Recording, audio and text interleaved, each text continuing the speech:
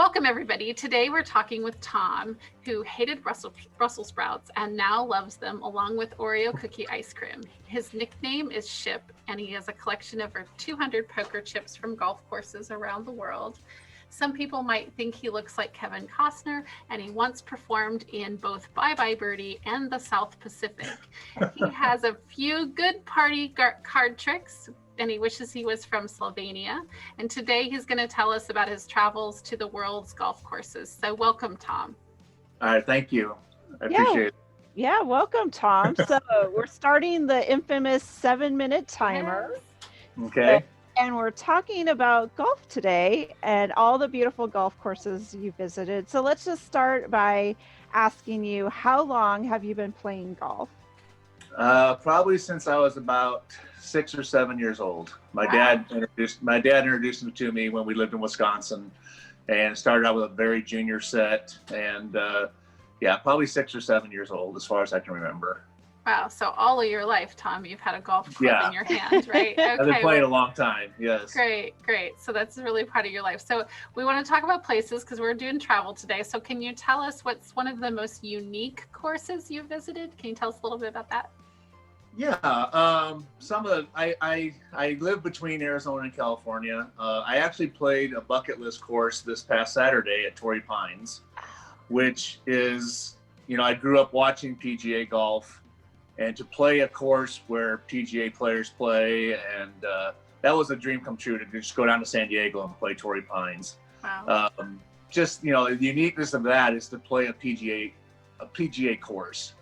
I've also played Erin Hills in Wisconsin, where they had a 2000, I don't remember the exact year, but the US Open was held there. So to be able to play a course where, especially US Open conditions, because they're very tough, is really a challenge, and it's a fun experience. So.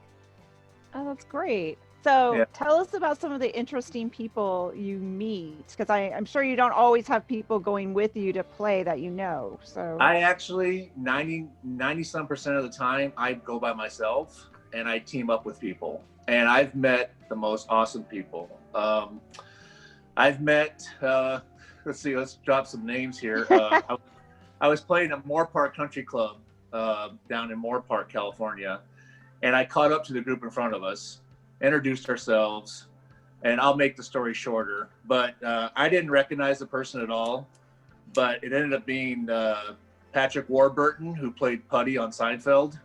Oh, wow. And so all day his buddy, whose name is Mike Wilson, was bringing up Seinfeld references, and he was trying to get me to recognize the fact that I was playing with him, and I didn't at all, and I enjoyed it so much. And at the end, he kind of entered, not in a bad way, not in a, hey, this is who I am, just a really fun way. He introduced himself to me and how I probably know him.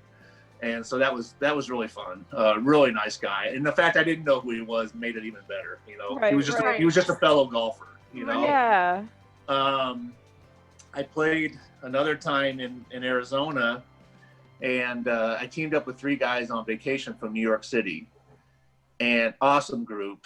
And they invited me to play the next day. I played with them. They came back 4 years later, called me. I played with them again. Wow. Well, one of them, his name is Guido, and he was the president of the Italian television network in New York City. Really nice guy. Well, him and his wife moved to Italy. So when my wife and I traveled to Italy, we had dinner our first night in Trieste, Italy, with him and his wife. Oh. Somebody I met on the golf course. That's amazing. So yeah, I meet all kinds of people, and that's part of what I enjoy the most. So yeah, well, that's one of the beautiful things of traveling alone. I love to travel alone, and when you're by yourself, you're so much more likely to interact with other people. So yeah, one of the great things is that you get to introduce yourself or connect with other people. That's awesome. Yeah, and then we're all on the golf course, and that's our common thing for 4 hours. Right. And they asked me about, I have an Air Force golf bag. So people ask me, oh, you were in the Air Force. And one time I was playing in Palm Springs with this couple, and they said, oh, you were in the Air Force. And I said, yes. And that kind of was it. And they said, well, we were both in the Air Force too. And I said, oh, well, 2 holes later, I said, so what did you guys do in the Air Force? And this is a man and woman couple. And they said, we were firefighters. Well, I was a firefighter for 23 years. And I'm like, what are the chances that the couple I just teamed up with were both firefighters in the Air Force, and I was too. So it's that part of it's really fun. That is craziness. That's funny because there's so many jobs in the Air Force, and firefighter is not the one that comes to mind. Right. There's so many of those. So we always ask people about the food in travel. So I'm going to ask you the food question. Is there a dish or food? I'm sure these places have amazing food. Can you tell us a little bit about that? Yeah, I was, I'm retired Air Force. I was stationed in Japan and I was stationed in Korea. And I've played off-base, courses throughout the countries of Japan and Korea. And I love Korean food. And when I played in Korea, they have a little bit of a different thing. You play 9 holes and then you stop for a full lunch. And then you go back out and play the other 9. That's the way to play. So that was really, the fact I love the food anyway, that was really fun to just stop the whole game. Okay, we're all going to go inside and have a good meal, and then we'll go back. Golf in Japan and Korea takes all day. You go to the spas, you go to the hot tubs and the cold tubs. The pools. Right. It's an all day thing. I mean, if I was going to go, I'd pretty much write off the whole day because I would be busy. Eating food and going into the water. Right. Right. Wow, that's but amazing. The fact, in Korea, that was really fun because, again, I love the food and it's unique and a little bit different than how we play in the States. So yeah, that is. Yeah. So what are some of the challenges of booking and getting to some of these golf courses? Well, like, for example, Torrey Pines, I'll be honest with you, my wife gave me a certificate 6 years ago on my 50th birthday to play Torrey Pines. I put it off because I thought it was really hard to get on. It was in my head, but I put it off. Well, I belong to a San Diego Golf Facebook page, and I said, how do I get on? It's a public course, but I thought it was going to be difficult. Yeah. I got on their website. I got the very last time on their website, and I booked it, and I played it Saturday. So it was kind of in my head that this was going to be difficult to get on.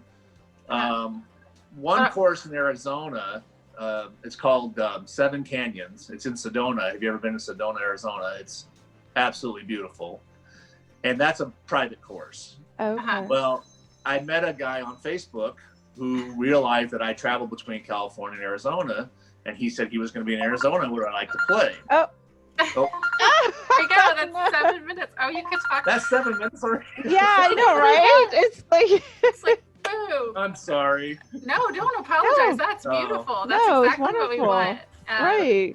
That is exactly what we wanted. Because you could talk for hours about golf and places, right? I know. That sounds it sounds like some incredible places. Oh my goodness.